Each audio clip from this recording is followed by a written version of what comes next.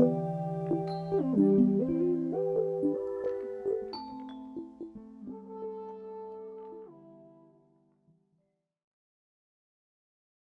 everyone, welcome back. Today's episode is all about Otis. Otis is an awesome script by Matt and is described as a dual tape delay / looper / sampler.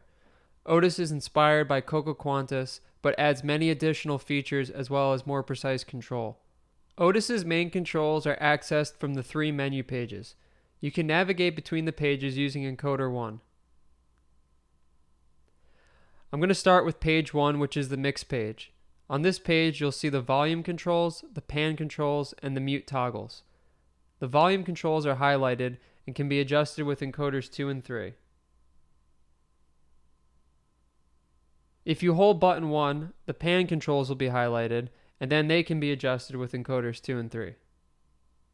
Button 2 will mute the left buffer, and button 3 will mute the right. The next page is the play page. On here, you'll see the speed, feedback, flip, and skip controls. Speed isn't as simple as it may seem. While the buffers are looping, the speed controls will change the playback speed of the recording. If Otis is being used as a delay, the speed control instead functions similarly to the speed control in Cocoquantus and will bend the delayed signal and repeat relative to the feedback level. Feedback will control the amount of signal preserved on each pass while recording. At high levels, the buffers will do sound-on-sound looping, and at low levels, the previously recorded audio will decay until it's inaudible. If you're using Otis as a delay, then feedback behaves similarly to a standard delay's feedback parameter. By default, the feedback level is set at 0.75 while recording and at 1 when recording is off. That means that whatever was last recorded into the buffer will loop indefinitely when you toggle recording off. Flip will reverse the buffer, and skip will by default set the playhead back to the start. However, in the parameters menu, you can change the behavior of skip to instead go to a random location within the buffer. I'll come back to that later though. Encoders 2 and 3 will change the speed, or if encoder 1 is held, they will adjust the feedback level. Buttons 2 and 3 will reverse the buffers, or if encoder 1 is held, activate the skip controls. The final page is the edit page. On here you will see the loop start and end controls, the recording toggles, and the clear controls. Encoders 2 and 3 will adjust the loop start time, or if encoder 1 is held, the loop end time.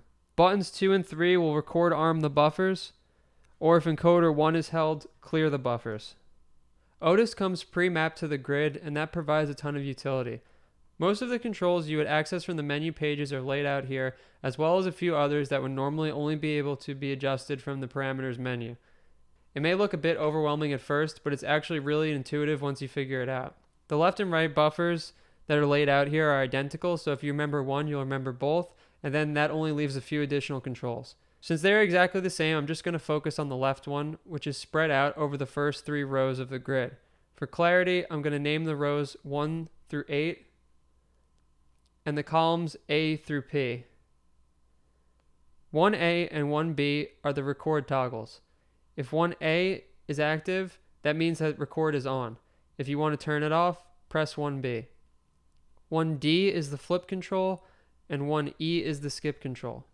1L through 1P will display the playback position of the buffer.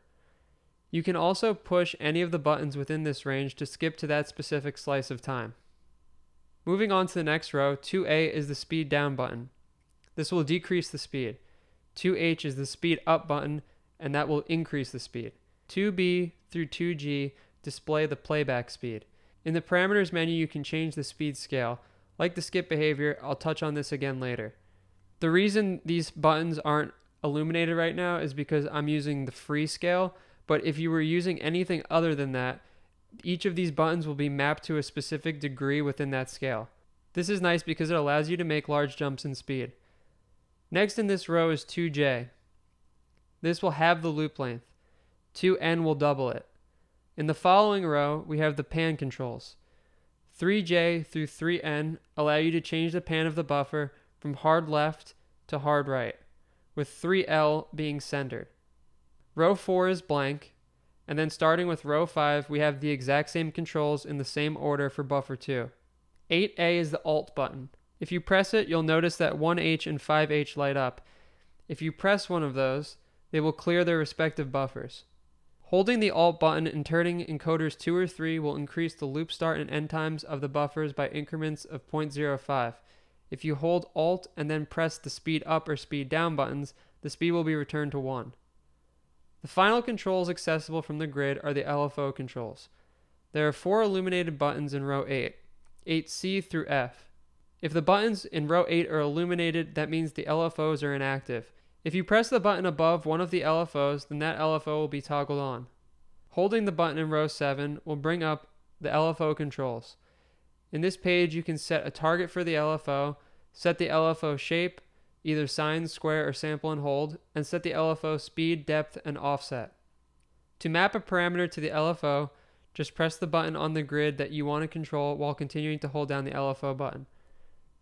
So if I hold this and press pan, you'll notice that the pan control starts being modulated.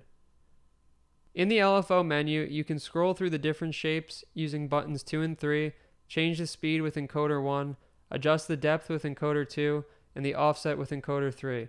To turn the LFO off, just click back in row 8 underneath the LFO you were using. If we go to the parameters menu, we can get access to all of the controls from the main menus as well as some other interesting things. First off, we get input settings. Here we can change the input from stereo to mono, as well as set the input level. We can also have Otis write to Norns' internal tape recorder here. Next up is the loop section. If we select loop 1, we get all of the parameters for buffer 1 and some for buffer 2 that we had previously gone through. There are a few new ones here though. The first is speed slew. This will glide the speed changes smoothly instead of them being abrupt jumps. We get the same thing for pan here as well. In this menu, the speed slew control for buffer 2 is also accessible. If we return to the main parameter menu, we'll see the pan slew for buffer 2. Next we have the engine controls. Here we can set the sample rate, bit depth, saturation, tone, and noise controls for the Otis engine. In the config menu, we have the 2 parameters that I mentioned earlier. Skip controls can either be set to start or random. If start is selected, when you activate the skip control, the buffer will be returned to the start, but if random is selected, when skip is activated, it will jump to a random position within the buffer. Speed scale lets you control how the speed changes. The available scales are free, octaves, fifths, or major. You can also add your own custom scales in Maiden.